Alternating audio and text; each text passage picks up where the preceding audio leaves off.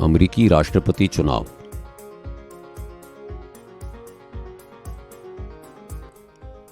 America सबसे शक्तिशाली देश होने के कारण अमेरिका के राष्ट्रपति का चुनाव पूरी दुनिया को प्रभावित करता है।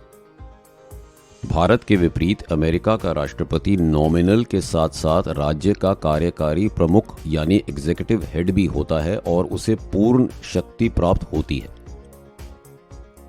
हालांकि इम्पीचमेंट के 3 प्रयास हो चुके हैं, फिर भी किसी राष्ट्रपति को आज तक इम्पीचमेंट से हटाया नहीं गया है। भारत में प्रधानमंत्री को संसद में बहुमत खो देने पर हटाया जा सकता है। अमेरिकी कांग्रेस भारत में संसद के समक्ष के उच्च सदन को सेनेट कहते हैं। सेनेट में यूनाइटेड स्टेट्स के 50 राज्यों के प्रत्येक राज्यों से 2 सदस्य होते हैं, यानी कुल मिला के 100 सदस्य हैं। निचला सदन हाउस ऑफ रिप्रेजेंटेटिव्स होता है। इसमें कुल 435 सदस्य होते हैं। प्रत्येक राज्य में जनसंख्या के अनुसार सदस्यों की प्रोपोर्शनल संख्या दी गई है।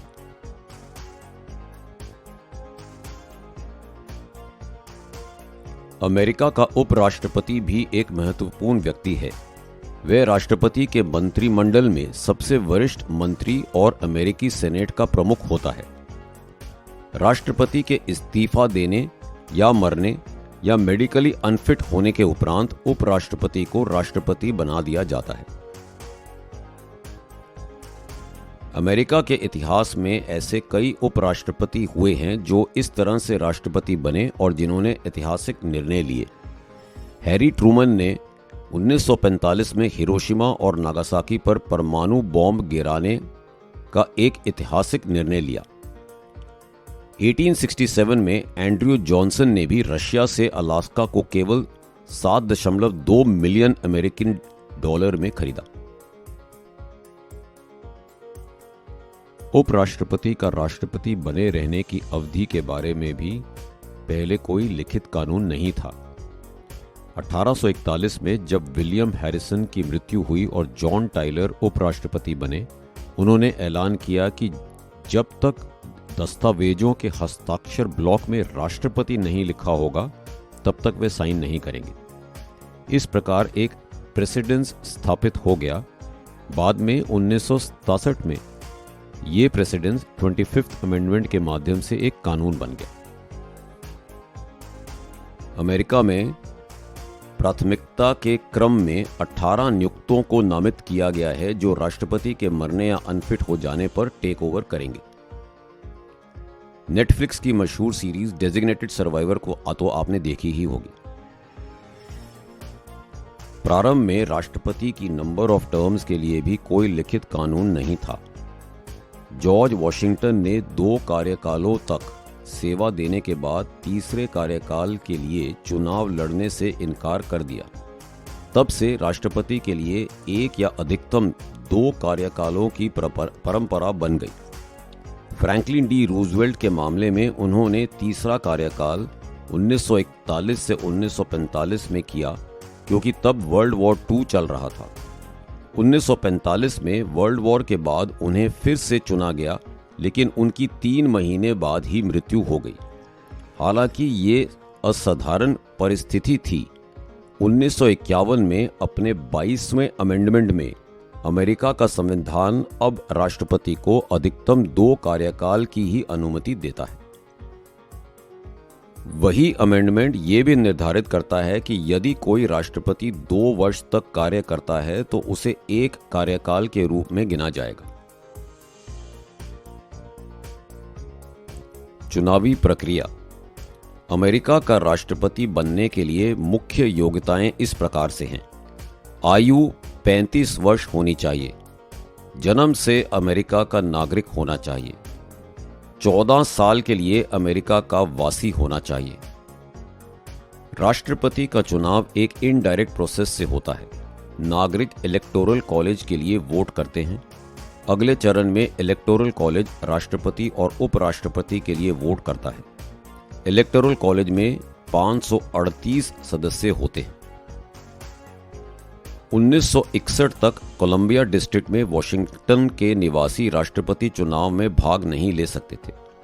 1961 में 23rd अमेंडमेंट के माध्यम से वॉशिंगटन डीसी को इलेक्टोर्स अलॉट किए गए जो किसी भी राज्य में न्यूनतम संख्या के बराबर होते हैं, अर्थात 3 इलेक्टर्स। अमेरिका में चुनाव की डेट संविधान में तय होती है। 4 तारीखें हैं जो महत्वपूर्ण हैं। आम चुनाव नवंबर में होते हैं।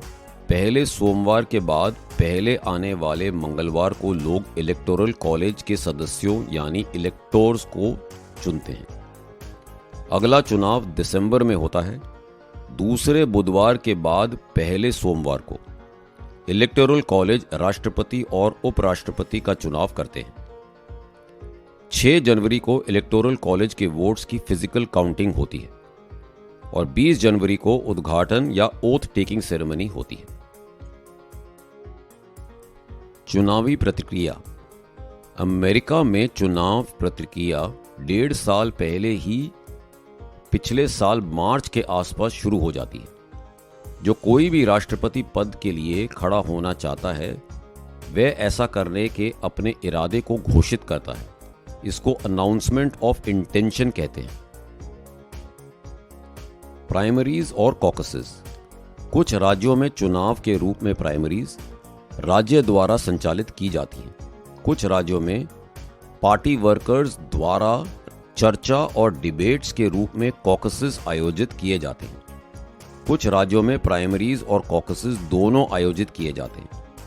प्राइमरीज और कॉकसेस में प्रत्येक पार्टी उन सदस्यों की एक लिस्ट नॉमिनेट करती है जो बाद में नेशनल लेवल पर अपनी पार्टी की राष्ट्रपति पद के नॉमिनेशन कन्वेंशन में भाग लेते हैं।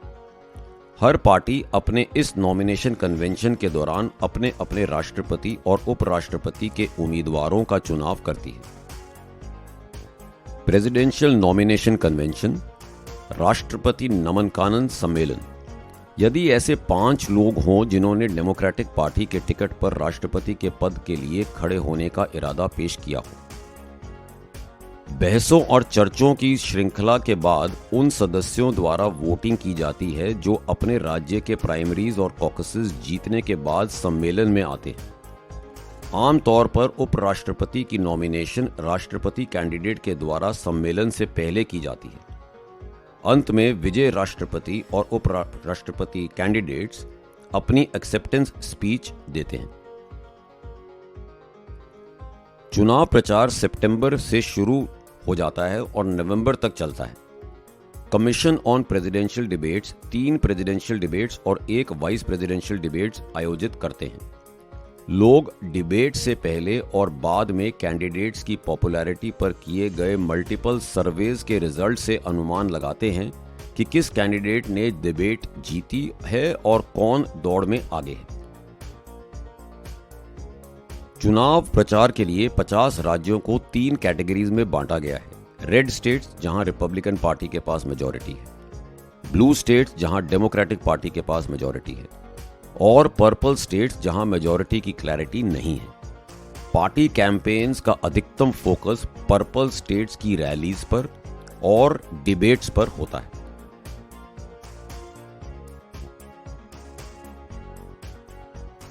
अमेरिका में सेंटर और स्टेट लेजिस्लेचर्स के चुनाव एक ही समय पर होते हैं। पिछले साल 3 नवंबर को हुई इलेक्शंस में सेनेट, हाउस ऑफ रिप्रेजेंटेटिव्स, राष्ट्रपति, उपराष्ट्रपति के साथ साथ कई अन्य स्टेट इलेक्शंस भी हुई। अब 2022 में प्रेसिडेंशियल और वाइस प्रेसिडेंशियल इलेक्शंस नहीं होंगे, इसलिए एक ही दिन एक वोटर एक बूथ से दूसरे बूथ पर जाकर अपना वोट डालता जाता है। विजेता सब ले जाते हैं। आइए उदाहरण से समझते हैं। कल्पना कीजिए 3 नवंबर को कैलिफोर्निया में डिस्ट्रिक्ट 1 में बिडेन और हैरिस ने अपने इलेक्टर्स एक्स और वाई के साथ जीत हासिल की। कैलिफोर्निया में कुल इलेक्टर्स 53 हैं। कुल वोट्स 53,000 हैं। मान लें कि ट्रंप को मिलते हैं 26,501 वोट्स और बहुमत से वो जीत जाते हैं।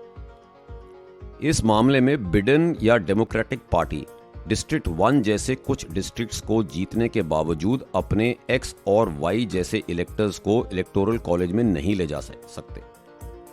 रिपब्लिकन पार्टी या ट्रंप कैलिफोर्निया से रिपब्लिकन पार्टी के सभी 53 इलेक्टर्स को इलेक्टोरल कॉलेज में ले जाएंगे। फिर से एक राष्ट्रपति पद के उम्मीदवार मेजॉरिटी से जीतने के बावजूद चुनाव हार सकता है यदि उसके पास इलेक्टोरल कॉलेज में मेजॉरिटी ना हो। ये विनर टेक्स ऑल का सिद्धांत है और दुनिया भर में इस पर बहस होती रहती है। अगला चुनाव दिवस, ये वह दिन है जब इलेक्टोरल कॉलेज के सदस्य राष्ट्रपति और उपराष्ट्रपति का चुनाव करते हैं। इस दिन कांग्रेस हाउस ऑफ रिप्रेजेंटेटिव्स में एकत्रित होती है। पुराने वाइस प्रेसिडेंट प्रिजाइडिंग मेंबर होते हैं। इलेक्टर्स को आम चुनाव के दिन उन ओरिजिनल कैंडिडेट्स को वोट देने का वचन दिया जाता है जिनके साथ उन्होंने इलेक्टोरल कॉलेज के लिए इलेक्शन जीता। लेकिन जरूरी नहीं है कि इलेक्टर्स अपने वचन का पालन करें। वचन तोड़ने वाले को फेथलेस इलेक्टर्स कहते हैं, लेकिन आज तक कोई भी फेथलेस इलेक्टर्स आम चुनाव के दिन के रिजल्ट को बदल नहीं पाया है। 270 का कोटा यानी स्पष्ट बहुमत पाने वाले कैंडिडेट को विजेता घोषित किया जाता है। यदि कोटा हासिल नहीं होता है तो कांग्रेस खुद को कंटिंजेंट इलेक्टर्स में बदल देती है। हाउस ऑफ रिप्रेजेंटेटिव राष्ट्रपति और सेनेट उपराष्ट्रपति का चुनाव करता है। हाउस ऑफ रिप्रेजेंटेटिव में उच्चतम 3 कैंडिडेट्स को फिर से मतदान के माध्यम से रखा जाता है। प्रत्येक राज्य का 1 वोट होता है। अगर किसी कैंडिडेट को 26 वोट मिलते हैं तो वह जीत जाता है। यदि नहीं तो 4 मार्च को उपराष्ट्रपति कैंडिडेट को राष्ट्रपति बना दिया जाता है और वह अगले वाइस प्रेसिडेंट को नॉमिनेट करता है। 20 जनवरी को नए राष्ट्रपति शपथ लेते हैं। धन्यवाद।